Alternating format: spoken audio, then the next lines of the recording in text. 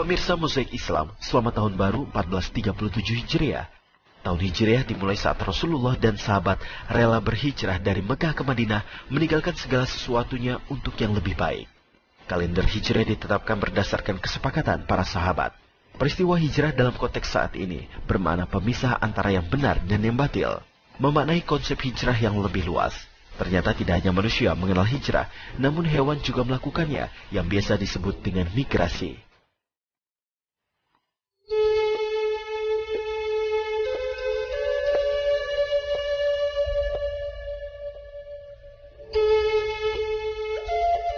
Migrasi adalah sebuah gerakan pindah periodik hewan dari tempat di mana ia telah tinggal ke daerah yang baru dan kemudian melakukan perjalanan kembali ke habitat aslinya. Dan berikut hewan yang bermigrasi baik di darat, laut, dan udara.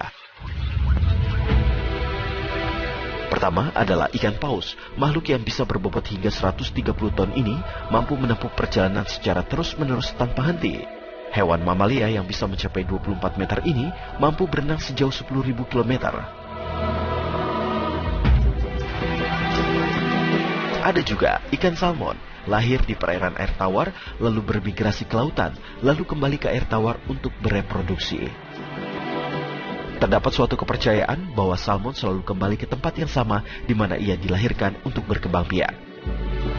Sebagai umat Islam, kita percaya hewan beserta makhluk lain dipercaya senantiasa memuji Tuhan atau bertasbih, walau pujian ini tidak dinyatakan sebagaimana yang manusia perbuat. Allah Subhanahu wa Ta'ala berfirman, langit yang 7 bumi dan semua yang ada di dalamnya bertasbih kepada Allah, dan tidak ada sesuatu pun melainkan bertasbih dengan memujinya, tetapi kamu tidak mengerti tasbih mereka. Sungguh, Dia Maha Penyantun, lagi Maha Pengampun. Al-Quran Surat Al-Isra ayat 44.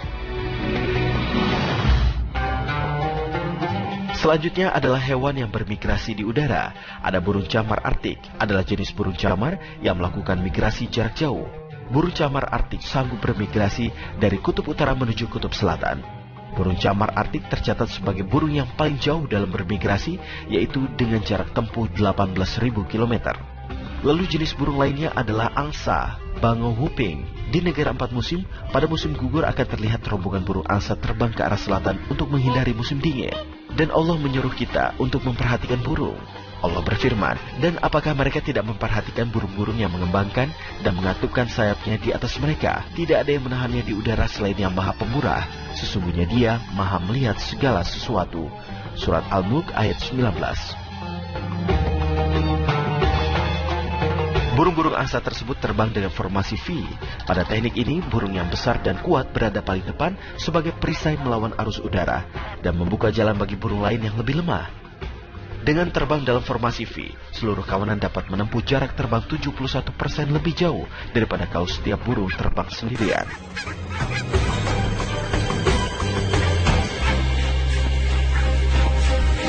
Burung-burung ini tanpa perlindungan, perlengkapan teknis, atau pengamanan, kecuali tubuh mereka sendiri dapat melakukan penerbangan yang sangat jauh. Migrasi membutuhkan keahlian khusus seperti penentuan arah, cadangan makanan, dan kemampuan untuk terbang dalam jangka waktu yang lama. Allah berfirman, tidakkah kamu tahu bahwasannya Allah, kepadanya bertasbih apa yang di langit dan di bumi, dan juga burung dengan mengembangkan sayapnya. Masing-masing telah mengetahui cara sembahyang dan tasbihnya, dan Allah Maha mengetahui apa yang mereka kerjakan. Surat An-Nur ayat 24. Sedangkan migrasi hewan di darat ada kepiting merah. Migrasi kepiting merah di Christmas Island menjadi salah satu keajaiban alam. Christmas Island adalah wilayah Australia di Samudra Hindia, jaraknya sekitar 2.600 km sebelah barat laut dari kota Perth, Australia Barat. Kepiting merah sebenarnya hanya salah satu dari banyak spesies kepiting darat yang hidup di Christmas Island. Pulau ini juga menjadi rumah dari jenis spesies kepiting terbanyak di dunia. Saat migrasi terjadi, sejumlah jalanan dan bangunan terpaksa ditutup agar mencegah kepiting-kepiting terinjak.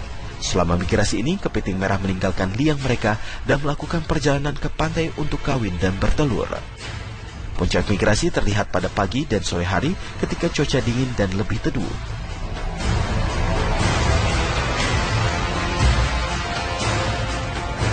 Juga ada zebra. Di benua Afrika, zebra dan beberapa hewan lainnya melakukan migrasi di waktu yang bersamaan. Alasan migrasi para binatang ini adalah untuk menghindari musim panas yang bikin air jadi langka. Sekali bermigrasi, kawanan zebra ini bisa mencapai 1 juta ekor. Untuk menuju arah selatan, kawanan ini harus menyeberangi Sungai Mara yang terletak di dekat Kenya, Afrika. Di sungai ini, kawanan zebra juga harus menghadapi tantangan berupa buaya-buaya penghuni Sungai Mara.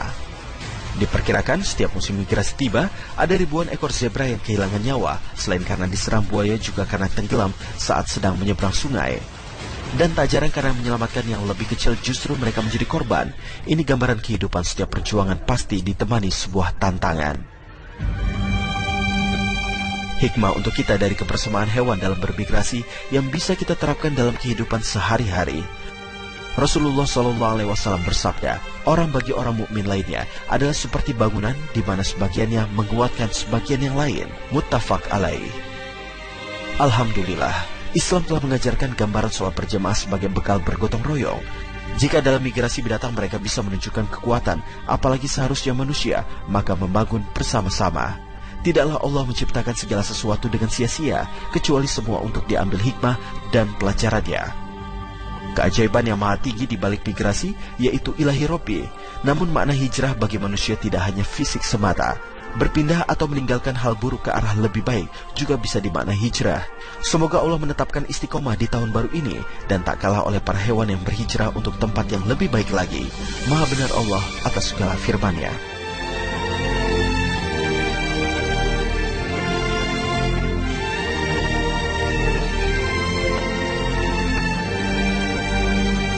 Tugas orang tua adalah memberikan bimbingan pada anak. Inilah tanggung jawabnya nanti sampai di akhirat.